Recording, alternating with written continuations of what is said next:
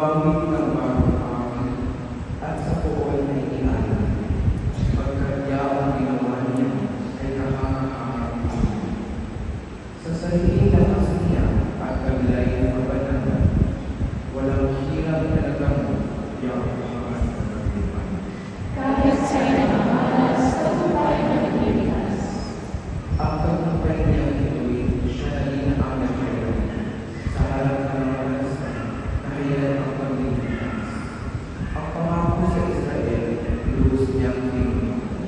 Kahit sa'yo ang malas, tagumpay na naglilikas. Tapat siya sa kanila at ang pag-ibig ay wagas. Ang tagumpay ng Diyos kahit saan ay namalas. Pagkainay na ay dalaw, yaong lahat sa daigdig. Ang buong ay buungan na mulihin sa pag-aaral. Kahit sa'yo ang malas, tagumpay na naglilikas. Sa saling ng mga nila, iba'y nagyang ang tuto.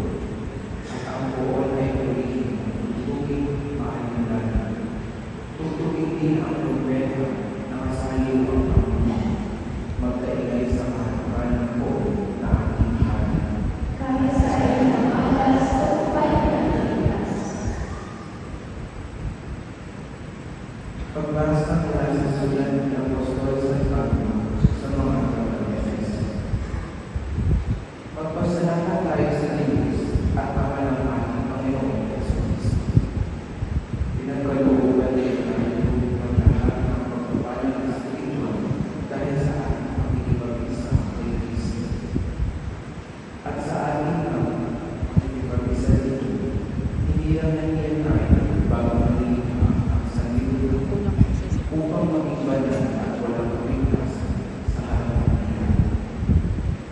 Dahil sa pag-ibig ng Diyos, tayo kanyang inilaban upang maging mga anak niya sa pamamagitan ni Jesucristo. Iyan ang kanyang layunin at kalooban.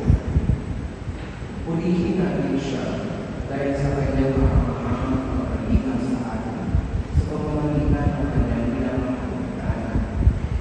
Kaya nga, mula na mabalitaan ko ang tungkol sa inyong pananalig sa Panginoon at ang inyong pag-ibig sa lahat ng nanihirap.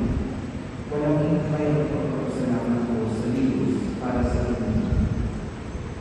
Inaalala ko kayo sa aking panalangin at hinihigit sa Diyos ng ating Panginoon Jesucristo. Ang dakilang Ama at pagkalooban niya kayo ng Espiritu ng kaluluwa at ng tunay na pagkakakilala sa Kanya. Naway liwanagan ng Diyos ang inyong mga isip upang malaman ninyo ang ating inaasahan sa Kanyang pagkatawag sa atin.